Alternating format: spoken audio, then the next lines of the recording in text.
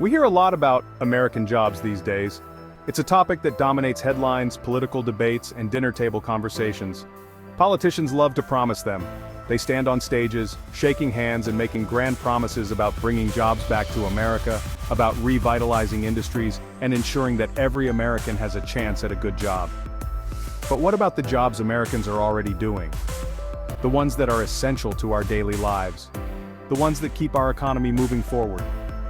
These are the jobs that often go unnoticed, the ones that don't make the headlines but are crucial nonetheless. The ones that keep our economy humming, our plates full, and our houses standing. From the fields where our food is grown, to the kitchens where it's prepared, to the construction sites where our homes and offices are built. Turns out there's a whole lot of folks doing those jobs, and a lot of them are undocumented immigrants. These workers are an integral part of our workforce, contributing to industries that are vital to our way of life. They're not stealing jobs, they're doing the jobs many Americans won't. These are tough, demanding jobs that require hard work and dedication, and these workers are stepping up to fill those roles. They're the backbone of industries we rely on, from agriculture to construction to hospitality. Without them, many of the services and products we take for granted would be in jeopardy. But what happens when politicians start talking about mass deportations? When the rhetoric shifts from promises of jobs to threats of removing the very people who are doing those jobs? What happens when the backbone starts disappearing? When the workers who are essential to our economy are no longer there to do the work? Spoiler alert, it ain't pretty. Businesses struggle to find workers, economic growth slows, and communities that once thrived begin to falter. The impact is felt far and wide, from the smallest towns to the largest cities. Small businesses, which are the heart of many communities, are hit the hardest. They rely on these workers to keep their doors open and their customers happy. Without them, many are forced to close down. Experts warn that labor shortages can lead to higher prices for consumers as businesses struggle to keep up with demand. It's a ripple effect that touches every aspect of our economy. And it's not just about the economy. It's about the fabric of our communities, the people who live and work here, who contribute to the rich tapestry of American life. These workers are our neighbors, our friends, our family. They are part of the American story, and their contributions should be recognized and valued. So the next time we hear politicians talking about jobs and immigration, let's remember the real impact of their words. Let's think about who is really picking up the slack and what we stand to lose if they are no longer here to do the work. Because at the end of the day, it's not just about jobs, it's about people and the future we want to build together. Let's get specific. When we talk about undocumented workers, we're referring to individuals who, despite lacking legal authorization to work in the country, contribute significantly to various sectors of the economy. Undocumented immigrants make up a huge chunk of the workforce in certain industries. They are the backbone of many sectors, providing essential labor that keeps these industries running smoothly. We're talking nearly 70% of farm workers. These individuals are out in the fields, often under harsh conditions, ensuring that the fruits and vegetables we enjoy are harvested and brought to our tables. Almost 20% of construction workers are undocumented. They are the ones building our homes, schools, and offices, often working long hours in physically demanding roles to create the structures we rely on every day. And a significant portion of the folks keeping your favorite restaurants running are undocumented. From the kitchen staff preparing your meals to the servers ensuring you have a pleasant dining experience, these workers are integral to the hospitality industry. These aren't just numbers on a spreadsheet. These statistics represent real people, each with their own stories, dreams, and challenges. These are real people doing essential work. They are our neighbors, friends, and community members, contributing to the economy and society in meaningful ways. They're the ones picking our fruits and vegetables, framing our houses, and performing countless other tasks that are vital to our daily lives. And washing dishes late into the night. These workers often take on the jobs that many others might overlook, working tirelessly to ensure that everything runs smoothly. They're doing the jobs that are physically demanding, often dangerous, and require a great deal of skill and dedication. Despite the risks and challenges, they show up day after day, driven by the need to provide for themselves and their loved ones, and frankly, not always paid what they're worth.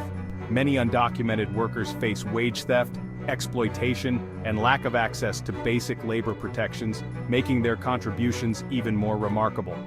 But they do them because they have to support themselves and their families. Their resilience and determination are truly inspiring, as they navigate a complex and often hostile environment to build better lives for themselves and their children. It's important to recognize and appreciate the hard work and sacrifices of undocumented workers. They are an integral part of our communities and our economy, and their contributions deserve to be acknowledged and valued. Many of these workers are also advocating for their rights, seeking fair treatment and better working conditions. Their efforts not only benefit themselves but also pave the way for future generations of workers. So, the next time you enjoy a meal at a restaurant, live in a newly constructed home, or buy fresh produce from the market, remember the undocumented workers who made it all possible. Their hard work and dedication are the foundation of many of the comforts and conveniences we often take for granted. Let's honor their contributions and support efforts to ensure they receive the respect, fair wages, and protections they deserve. After all, they are an essential part of the fabric of our society. Now imagine those workers gone. Poof, vanished. What happens? Supermarkets start running low on produce. Construction projects grind to a halt. Restaurants can't find enough staff. This isn't some hypothetical doomsday scenario. This is the very real consequence of mass deportation. We're talking about labor shortages on a scale we haven't seen before. And what happens when there's a shortage? Prices go up. That's right, folks. Get ready to pay more for your groceries, your home renovations, and even your takeout. But it's not just about higher prices at the checkout. This is about the entire US economy taking a nosedive. We're talking billions of dollars lost in economic output. GDP, the big kahuna of economic indicators, takes a hit. And guess what? Everyone feels that. Fewer workers mean fewer people paying taxes. That's less money for schools, infrastructure, and all those other things that keep a country running. It's a lose-lose situation, folks. But here's the thing that really gets me. We're not just talking about abstract economic indicators. We're talking about real people's lives. Families torn apart, children separated from their parents. Imagine the trauma, the heartbreak, the sheer human cost of such a policy. It's inhumane, it's cruel, and it flies in the face of everything this country is supposed to stand for. Section 6. Paying in, getting nothing back, the Social Security conundrum. And let's not forget about the contributions undocumented workers make to our social safety net. They pay taxes just like everyone else. They contribute to Social Security and Medicare. But guess what? They'll never get to see a dime of it if they're deported. So not only are we ripping families apart, we're also ripping off these workers. We're taking their hard-earned money and giving them absolutely nothing in return. Section 7. Beyond the bottom line, the moral case against mass deportation. Look, I'm no economist, but even I can see that mass deportation is an economic disaster waiting to happen. But more importantly, it's morally reprehensible. It's about time we stop treating immigrants like political pawns and start treating them like human beings. They deserve our respect, our compassion, and a pathway to citizenship. Section 8. A nation divided, the social fabric unravels. Mass deportation doesn't just hurt the economy, it tears at the very fabric of our society. It creates fear and distrust, pitting neighbor against neighbor. It undermines our values of diversity and inclusion. Is this really the kind of country we want to be? A nation divided, suspicious, and afraid? I sure hope not. Section 9. The long game, a future we can't afford to build. The bottom line is this. Mass deportation is a short-sighted, cruel, and economically disastrous policy. When we forcefully remove individuals who have become integral parts of our communities, we are not just tearing apart families, but also dismantling the very fabric of our society. These are people who contribute to our economy, who pay taxes, who start businesses, and who enrich our culture in countless ways. The ripple effects of such actions are far-reaching and devastating. It's a lose-lose for everyone involved, except maybe for the politicians who use it to score cheap political points. These politicians often exploit fear and misinformation to rally support, but in doing so, they ignore the long-term consequences. The economic impact alone is staggering.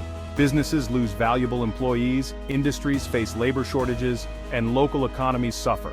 Moreover, the social cost is immeasurable. Communities are left fractured, trust in institutions erodes, and the sense of unity that binds us together is weakened. We need to be smarter than this. We need to look beyond the immediate political gains and consider the broader implications of our actions. Education, innovation, and collaboration are the keys to a prosperous future. By investing in our people, regardless of their immigration status, we are investing in our collective success. Imagine the breakthroughs in science, the advancements in technology, and the cultural enrichment that can come from a diverse and inclusive society. We need to choose compassion over fear, and common sense over political expediency. Compassion means recognizing the humanity in each person and understanding that our strength lies in our diversity. It means creating policies that are fair, just, and humane. Common sense means acknowledging that our future depends on the contributions of all members of our society. It means building bridges, not walls, and fostering an environment where everyone has the opportunity to succeed.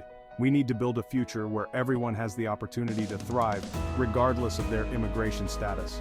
This means providing access to education, healthcare, and employment opportunities. It means supporting small businesses, encouraging entrepreneurship, and fostering innovation.